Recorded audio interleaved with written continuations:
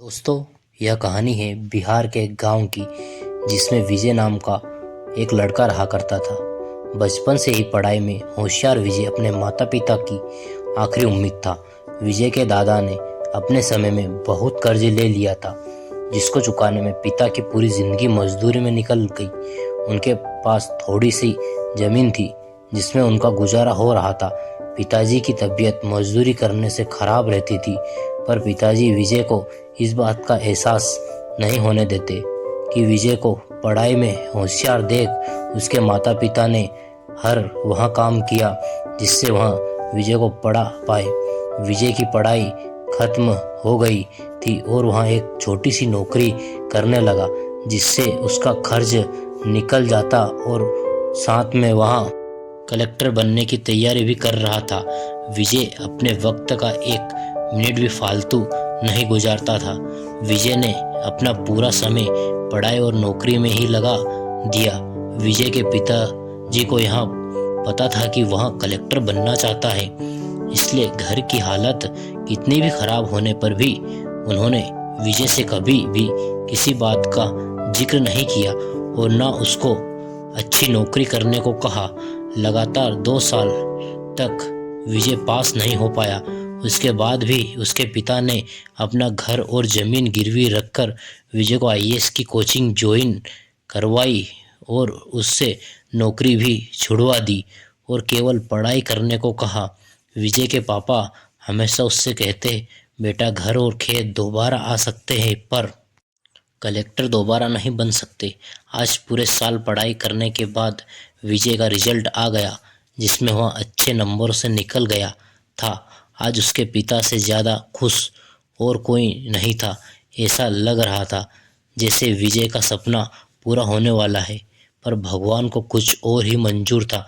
विजय का कल इंटरव्यू था और सुबह से उसके पिताजी की तबीयत खराब थी।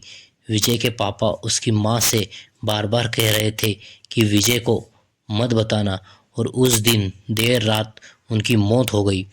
अब एक माँ जिसका पति गुजर गया, वहाँ उसका गम भूलकर अपने बेटे की ज़िंदगी के बारे में सोचने रही थी। माँ ने पड़ोसियों तक को इस बात का एहसास तक नहीं होने दिया कि उसका पति अब नहीं रहा। पूरी रात ऐसे रोई की आवाज़ भी ना निकले, और सुबह विजय जब इंटरव्यू देने जब जाने लगा, तब माँ और पापा के आशीर्वाद के लिए उसने माँ को कॉल किया।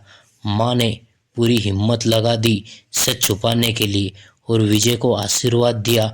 और जब विजय ने पापा से बात करने को कहा तो माँ बोली, पापा अब तुमसे बात नहीं करेंगे, वह कलेक्टर से बात करेंगे। इतनी बात कहकर माँ ने फ़ोन रख दिया। विजय का जब इंटरव्यू हो गया, तब उसने बताया गया कि उसके पिता की तबीयत खराब है, उसको तुरंत घर जाना है। विजय को एक ही पल नहीं लगा अपने पिता की हालत समझने में। घर पहुंचकर पिता के पैरों में गिरकर वहाँ ज़ोर ज़ोर से रोने लगा और कहने लगा, पापा उठो, देखो मैं कलेक्टर बन गया। आज उसके पिता को वह खुशी मिली थी जिसका उसको वर्षों से इंतज़ार था, पर आज वहाँ इस दुनिया में नहीं थे। भगवान विजय के पिता की ज़िंदगी में सुख लिखना ही भूल गए थे। पहले वह अपने पिता के कर्ज में ज़िंदगी भर मजदूरी करते रहे और फिर बेटे के सपनों के लिए ज़मीन और घर गिरवी रखने पड़े। वह कर्ज लेकर आए और कर्ज लेकर चले गए। विजय के पिता को ज़िंदगी में भले ही कुछ हासिल ना हुआ हो, पर वहाँ अपने लड़के को इतना काबिल बना गए कि वहाँ अपनी 7 पुश्तों बैठे बैठे खिला पाए। विजय की माँ ने जो उस रात किया, इसको करने का जज्बा बहुत कम लोगों में होता है। जब विजय कलेक्टर बनकर घर आया, तब माँ ने विजय से कहा, बेटा तुम आज इतने बड़े बन गए हो कि हजारों गरीबों का भला कर सकते हो।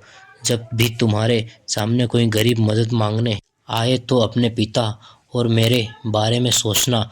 मैं तुम्हारे बराबर पढ़ाई लिखाई और समझदार तो नहीं हूँ, पर इतना ज़रूर जानती हूँ कि गरीब आदमी को बहुत मजबूरी होती है।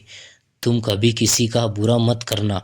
दोस्तों, इस कहानी से हमें यह शिक्षा मिलती है कि वक्त कितना भी खराब हो, हम उसे बदल जरूर सकते हैं। माता पिता के एहसानों को हम कभी नहीं उतार सकते हैं, पर हम अपने कर्मों से उनकी इच्छा जरूर पूरी कर सकते हैं।